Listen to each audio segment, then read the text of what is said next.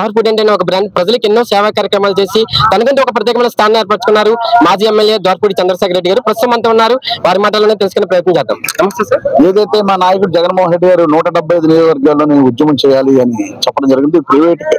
ప్రభుత్వ మెడికల్ కాలేజీని ప్రైవేట్ పరం చేయడానికి వ్యతిరేకంగా అందరూ ఉద్యమం చేస్తాం. 175 నియోజకవర్గాలు అంటే ప్రజలకు తెలియాలని నియోజకవర్గ స్థాయిలో చేయడం జరుగుతుంది.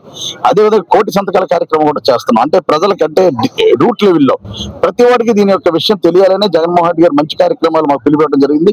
అందులో భాగంగా కోటి సంతకాలు చేస్తున్నాం.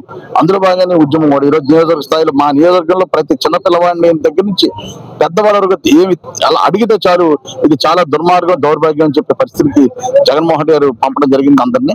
కనుక ఏదైనప్పటికీ కూడా ప్రైవేట్ మెడికల్ కాలేజీని ప్రభుత్వ మెడికల్ కాలేజీని ప్రైవేట్ పరం చేయడానికి పూర్తి వ్యతిరేకంగా రెడ్ బుక్ రాజ్యాంగం అంటున్నారు. ముఖ్యంగా మీ పార్టీ కార్యకర్తల పైన ఎవరిపైన కూడా ఈ యొక్క కేసు గురించి జోగి రమేష్ మాజీ మంత్రి లిక్కర్ కేసు అంటున్నారు. అసలు ఏంటి సార్?